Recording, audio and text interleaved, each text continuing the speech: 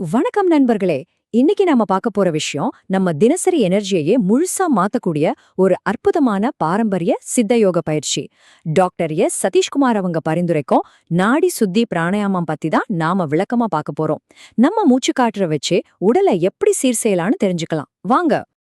இன்னைக்கு நாம என்னென்ன பார்க்க போறோம்னா, சுவாசம்னா வெறும் காற்று மட்டும்தானா, தப்பா மூச்சு விட்டா என்ன ஆபத்து வரும், நாடி சுத்தினா என்ன, அதுக்கான சரியான உடல்நிலை, முத்திரைகள் என்ன, அதை எப்படி சரியா செய்யறது, கடைசியா அதோட நன்மைகள் மற்றும் சில முக்கியமான எச்சரிக்கைகள், இதையெல்லாம் தான் வரிசையா பார்க்க போறோம். முதல்ல ஒரு விஷயத்தை தெளிவுபடுத்திடலாம். சுவாசம்னா வெறும் காத்து உள்ள போயிட்டு வெளியே வர்றது மட்டுமா? நம்மள நிறைய பேர் அப்படிதான் நினைச்சிட்டு இருக்கோம். ஆனா கொஞ்சம் யோசிச்சு பாருங்க, நாம சரியாதான் மூச்சு விடுறோமா? ஒரு வேலையை நாம செய்யும்போது நாம தான் செய்றோம்னு நினைப்போம். ஆனா உண்மை என்னன்னா, நம்ம உடம்புக்குள்ள இருக்கிற கோடிக்கணக்கான செல்கள் தான் நமக்காக அந்த கஷ்டமான வேலையெல்லாம் செய்யுது. அந்த செல்களுக்கு ஒரு முக்கியமான எரிபொருள் தேவை. அதுதான் ஆக்சிஜன். ஆமாங்க, மூச்சு விடுறதுங்கிறது வெறும் காத்தில்ல. அது நம்ம செல்களுக்கான ஒரு செல்லுலார் ஃபியூவல், அதாவது எரிபொருள். இந்த ஆக்சிஜன் நம்ம செல்களுக்கு சரியா போய் சேர்ந்தா மட்டும்தான் நம்ம எந்த சோர்வும் இல்லாம சுறுசுறுப்பா வேலை செய்ய முடியும்.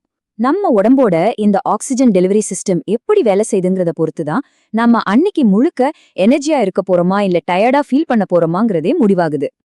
அப்போ இந்த ஆக்சிஜன் சப்ளைல ஏதாவது பிரச்சனை வந்தா என்னாகும்? தப்பா மூச்சு விடுறதால வரக்கூடிய ஆபத்துகள் என்னென்னு இப்ப பார்க்கலாம். சாதாரணமா மாடிக்கடி ஏறும்போது மூச்சு வாங்குதா, கொஞ்ச தூரம் நடந்தாலே ரொம்ப சோர்வா இருக்கா, இல்ல ஏதாவது ஒரு பொருளை தூக்கும்போதே நெஞ்சு படபடப்பா இருக்கா, உடல் அசதி, அடிக்கடி மன அழுத்தம், இதெல்லாம் உங்களுக்கு இருக்கா? உடனே பயந்துடாதீங்க, இது பெரிய நோய் இல்ல. உங்க செல்களுக்கு தேவையான ஆக்சிஜன் கிடைக்கலன்னு அர்த்தம். அதாவது நீங்க சரியா சுவாசிக்கல, அதனால உங்க உடம்பு ஆக்சிஜனை தேடி போராடுதுன்னு உடம்பே உங்களுக்கு கொடுக்கற ஒரு சிக்னல் தான் இந்த அறிகுறிகள் எல்லாமே. இந்த ஆக்சிஜன் பற்றாக்குறைய எப்படி சரி பண்றது?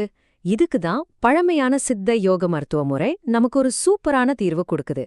அதுதான் நாடி சுத்தி. நாடி சுத்தி, இந்த வார்த்தைக்குள்ளேயே ரொம்ப ஆழமான அர்த்தம் இருக்கு. நாடி அப்படின்னா நம்ம உடம்புல உயிர் சக்தி ஓடுற பாதைகள். சுத்தினா அத சுத்தப்படுத்துறது. சுருக்கமா சொல்லணும்னா, நம்ம உடம்பு முழுக்க பாயிர உயிர் சக்தி ஓட்டத்தை சுத்தப்படுத்தி அதை கரெக்டா பேலன்ஸ் பண்ற ஒரு அற்புதமான மூச்சு பயிற்சி தான் இந்த நாடி சுத்தி பிராணாயாமம். சரி, பயிற்சிக்குள்ள போறதுக்கு முன்னாடி நாம எப்படி உட்காரணும், என்ன முத்திரைகள் பயன்படுத்தணும்னு தெரிஞ்சுக்கலாம். இது ரொம்ப ரொம்ப முக்கியம். முதல்ல உங்களோட பொசிஷன். நீங்க கீழே தரையில சம்மணமிட்டு உட்காரலாம். அப்படி இல்லைன்னா ஒரு நாற்காலியில கூட நேரா உட்காரலாம். ஆனா உங்களோட முதுகு தண்டு, அதாவது ஸ்பைன், நேரா இருக்கணும். அதே சமயம் உங்க கழுத்து, தோள்பட்டை எல்லாமே எந்த இறுக்கமும் இல்லாம ரொம்ப ரிலாக்ஸ்டா இருக்கணும். அப்போதான் அந்த எனர்ஜி எந்த தடையும் இல்லாம உடம்பு முழுக்க சீரா பாயும். அடுத்தது கைகள். இது கொஞ்சம் இன்ட்ரெஸ்டிங்கான விஷயம் கவனிங்க. உங்க இடது கைய முட்டிக்கு மேல வச்சுக்கிட்டு ஆள்காட்டி விரலையும் கட்டை விரலையும் சேர்த்து சின் முத்ராவில வச்சுக்கோங்க. இப்போ வலது கையில உங்களோட ஆள்காட்டி விரலையும் நடுவிரலையும் மட்டும் உள்ளங்கைய நோக்கி மடக்கிக்கோங்க. இதுக்கு பேரு விஷ்ணு முத்ரா அல்லது நாசிகா முத்ரா. இந்த கை அமைப்பை சரியா வச்சுக்கிறது தான் இந்த பயிற்சியோட முதல் படி. இப்போ நம்ம உடல்நிலையும் முத்திரைகளும் ரெடி. அடுத்து என்ன? நேரா ஆக்ஷன்ல இறங்கலாம். நாடி சுத்தி செய்யற முறை எப்படின்னு பார்க்கலாம். இந்த டெக்னிக் ரொம்ப சிம்பிள். உங்க வலது கையை பயன்படுத்தி 2 மூக்கு துவாரங்களையும் மாற்றி மாற்றி மூடி எப்படி சரியா சுவாசிக்க போறோன்றது தான் இந்த பயிற்சியோட சீக்ரெட். இது எப்படி வேலை செய்யுதுன்னு 5 படிநிலைகளா பார்க்கலாம். ஃபர்ஸ்ட் ஸ்டெப், உங்க வலது மூக்கு துவாரத்துல வலது கட்டை விரலால மெதுவா மூடிக்கோங்க. செகண்ட் ஸ்டெப், இப்போ ஓப்பனா இருக்கிற இடது மூக்கு வழியா மெதுவா ஆழமா மூச்ச உள்ள இழுங்க. மூணாவது ஸ்டெப், இப்போ மோதிர விரல வச்சு இடது மூக்க மூடிட்டு கட்டை விரலை எடுத்து வலது மூக்க ஓபன் பண்ணி மெதுவா மூச்ச வெளியே விடுங்க. நாலாவது ஸ்டெப், மூச்சு வெளியே விட்டு அதே வலது மூக்கு வழியாவே மறுபடியும் மூச்ச உள்ள இழுங்க. அஞ்சாவது ஸ்டெப், திரும்பவும் வலது மூக்க மூடிட்டு இடது மூக்கு வழியா மூச்ச வெளியே விடுங்க. அவ்வளோதான். இந்த 5 ஸ்டெப்ஸையும் செஞ்சு முடிச்சா அது ஒரு முழுமையான உங்களை பேலன்ஸ் பண்ற ஒரு ரவுண்ட். இத செய்யறதுக்கு உங்களுக்கு மணிக்கணக்குல நேரம்லாம் தேவைப்படாது. ஆரம்பத்துல டெய்லி ஒரு 5லிருந்து 10 நிமிஷம் செஞ்சாலே போதும். காலையில அப்புறம் சாயந்தரம்னு 2 வேளையும் செய்யலாம். குறிப்பா காலையில வெறும் வயித்துல செய்யறது உங்களுக்கு ரொம்ப சிறப்பான ரிசல்ட்ஸை கொடுக்கும். இந்த பயிற்சியை நீங்க தொடர்ந்து செஞ்சுட்டு வரும்போது இதனால என்னென்ன நன்மைகள் கிடைக்குது, அதே சமயம் என்னென்ன விஷயங்கள்ல நம்ம கவனமா இருக்கணும்னு தெரிஞ்சுக்கிறது ரொம்ப ரொம்ப முக்கியம். நன்மைகள்னு பார்த்தா இது உங்க மன அழுத்தத்தை அப்படியே குறைச்சிடும். நுரையீரலோட செயல்பாட்டை ரொம்பவே அதிகரிக்கும். நம்ம இதயத்துக்கு இருக்கிற வேலைப்பழுவு குறைக்கும்.